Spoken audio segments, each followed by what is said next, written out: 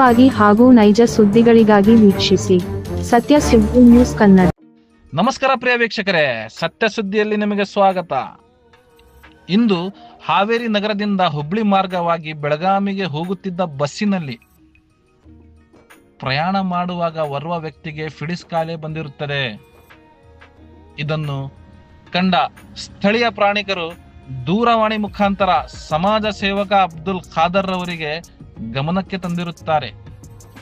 ಮಾಹಿತಿ ಬಂದ ತತ್ಕ್ಷಣವೇ ಹಾವೇರಿ ಹೀರೋ ಸ್ಥಳಕ್ಕೆ ಭೇಟಿ ನೀಡಿದಾಗ ಹೆಚ್ಚಿನ ಚಿಕಿತ್ಸೆಗಾಗಿ ಖುದ್ದಾಗಿ ಸಾರ್ವಜನಿಕ ಆಸ್ಪತ್ರೆಗೆ ದಾಖಲಿಸಿರುತ್ತಾರೆ.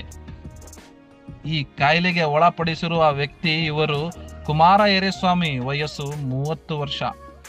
ಇವರು ವಿಜಯನಗರ ಜಿಲ್ಲೆಯ ಹೂವಿನಹಡಗಲಿ ತಾಲೂಕಿನ ಯಡರ್ ಗ್ರಾಮದ ವ್ಯಕ್ತಿ. ಕಳಸ ಕೊಟ್ಟಿರುತ್ತಾರೆ. ಜನರ ಸೇವೆ ಜನಾರ್ದನ ಸೇವೆ, ಪರರ ಸೇವೆ ಪರಮಾತ್ಮನ ಸೇವೆ.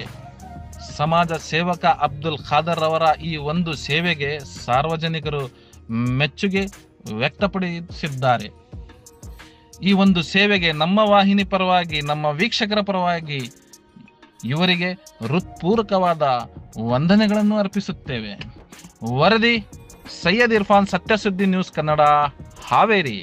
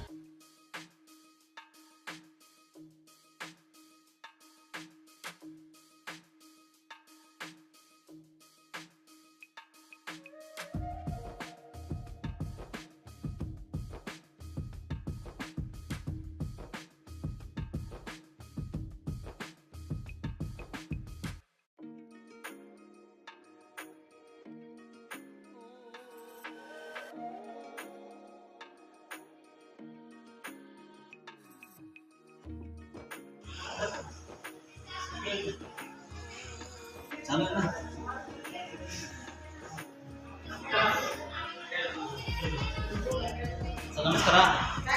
ಇವರು ರಿಲೇಷನ್ಗೆಲ್ಲ ಫೋನ್ ಮಾಡಿದ್ದೆ. ಅವ್ರ ರಿಲೇಷನ್ ಎಲ್ಲರೂ ಬಂದಾರ. ಹಳೆಯವರು ಬಸ್ನಾಗ ಹೊಂಟಾಗ ಅದೇನಾಗ್ಬಿಡ್ತು,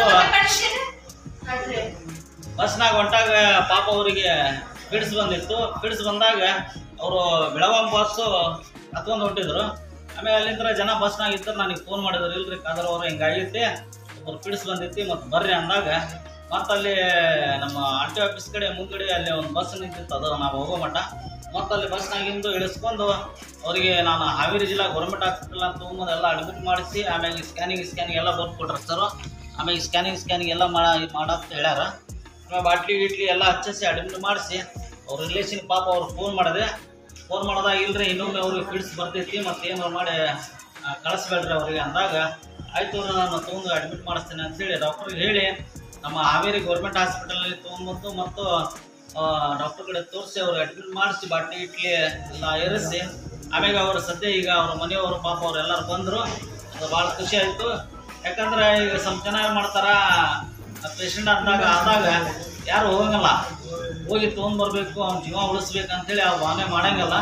ಅದಕ್ಕೆ ನಂದು ಅದೇ ಕೆಲಸ 24 ತಾಸು. ಅದು ನಾನು ಆ ಕೆಲಸ ಮಾಡಬೇಡ ಅಂದ್ರೆ ನನಗೆ ಸಮಾಧಾನ ಆಗಿಲ್ಲ. ಯಾರು ಇರಲಿ, ಹಿಂದೂ ಇರಲಿ, ಮುಸ್ಲಿಮ್ಸ್ ಇರಲಿ, ಕ್ರಿಶ್ಚಿಯನ್ಸ್ ಇರಲಿ, ಯಾರು ಇರಲಿ, ಒಂದು ಜಾತಿ ಮಾನವೀಯತೆ ಕೆಲಸ ಮಾಡ್ಬೇಕು ಎಲ್ಲರೂ. ನಾನು ಹೆಂಗೆ ಮಾಡ್ತೀನಿ ಆ ಥರನೂ ಬೇರೆಯವ್ರು ಮಾಡಿದ್ರೆ ಪಾಪ ಅವರಿಗೆ ಒಳ್ಳೆ ಒಂದು ಸುದ್ದಿ ಕೊಟ್ಟಂಗಾಗ್ತದೆ.